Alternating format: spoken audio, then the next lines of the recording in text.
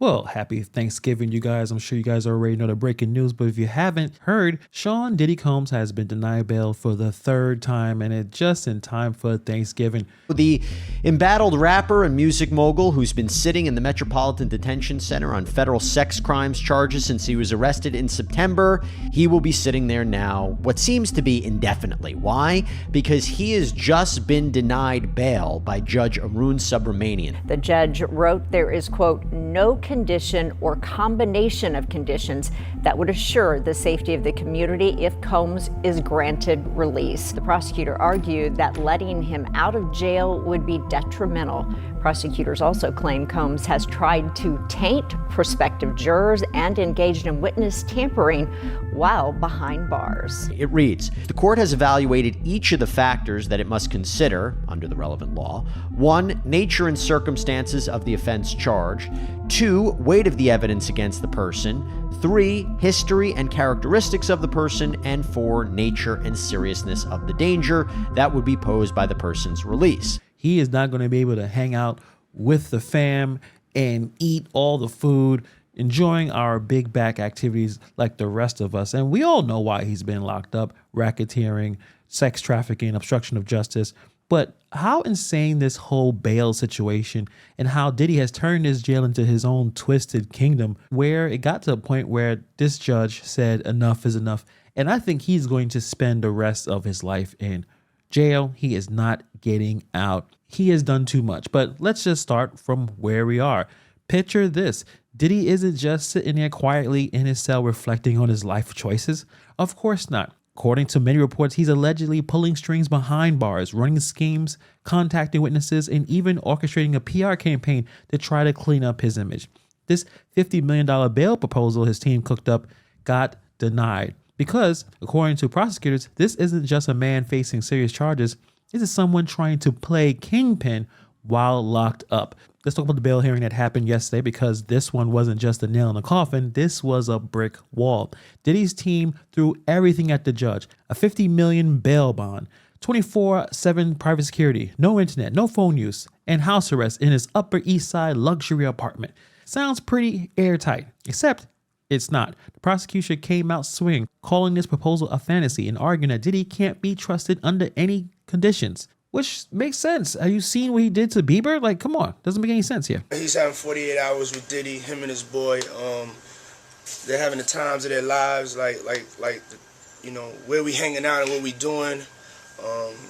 We can't really disclose, but it's definitely a 15-year-old's dream. The prosecution brought receipts detailing how Diddy has alleged violated jail rules over and over again, using unauthorized phone calls, fake email accounts, and even organizing three-way calls with witnesses. And now 2 previous judges, a district court judge and a magistrate judge, both previously denied Sean Combs bail, siding with the prosecution's arguments that Combs was a danger to society, given these allegations, that he was a risk of flight, given his wealth, power, and resources, that he engaged in potential obstruction by improperly contacting witnesses and victims in the case. The judge obviously was not impressed with it. They didn't just deny bail, they doubled down on the fact that Diddy's actions in jail proved that he's a danger to the case, and frankly, to the entire society, the entire justice process. There is no reason that he should be out on the streets at all. He needs to fight this case and see if he can be proven innocent,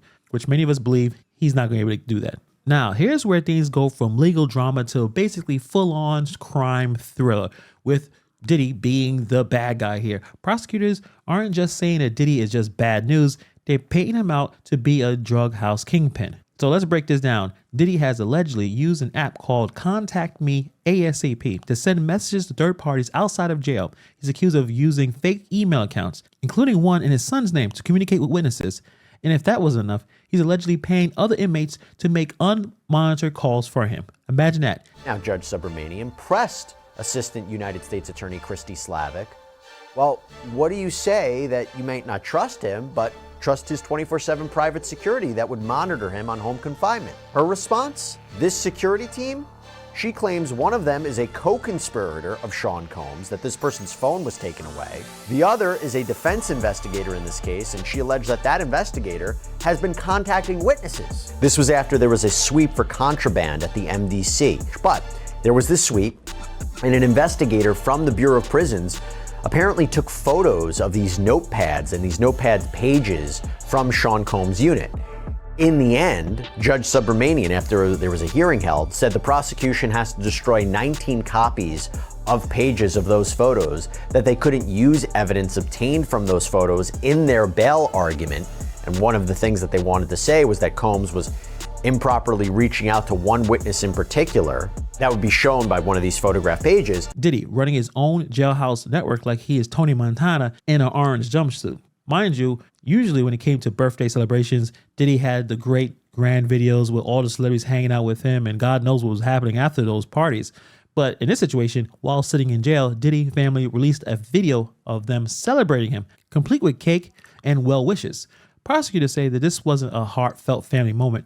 It was a calculated move to influence public opinion and, more importantly, the jury pool. But wait, it gets even crazier. Reports claim that Diddy was overheard saying, "I only need one," meaning juror, as if he's playing to charm his way into a mistrial. This isn't a man reflecting his own mistakes. This is someone treating the justice system like a game he thinks he can win. And it doesn't stop there. Diddy's accused of contacting witnesses to push his version of events, what prosecutors are calling false narratives. He allegedly reached out to people tied to the case, including one of the witnesses from his so-called freak-off parties, to convince them that everything was consensual and he wasn't drugging and abusing anybody. Prosecutors also claim Diddy offered $100,000 to hotel staff to destroy evidence from the 2016 incident with his ex-girlfriend Cassie. And even after being warned by the court to stop contacting witnesses, Diddy just didn't. The guy has reportedly been caught red-handed making three-way calls from jail as recently as last week. He doesn't care, and he's going to do whatever it takes for him to get off on this case. This is exactly why Diddy's $50 million bail proposal keeps crashing and burning. Prosecutors argue that his actions prove that he is not only a flight risk, but a direct threat to the case. If he's willing to bend the rules this much while being locked up, imagine what he could do under house arrest in a luxury apartment, private security he's paying for. And honestly, the judge seemed to agree. By denying bail for a third time, they have sent a clear message. No amount of money can override this kind of behavior. Diddy's antics in jail aren't just bold, they're reckless. And at this point, they're making it harder and harder to believe he's capable of following any rules anywhere. This case is about whether the justice system can hold someone this wealthy and powerful accountable. If Diddy's antics are allowed to continue, it sends a dangerous message that the rich can treat jail like a playground, that the rich can alter and change things whether in jail or not to their choosing. But for now, the judge isn't playing along. Diddy's Thanksgiving will be spent behind bars, and honestly, it looks like he might need to get comfortable there, because I think he's going to stay there for a very long time. So there you have it. Diddy denied bail yet again. What do you guys think? Do you think that Diddy will ever get out of jail? Let me know. Put in the comments below. Thank you for taking time to watch this video, and I'll see you guys in the next video.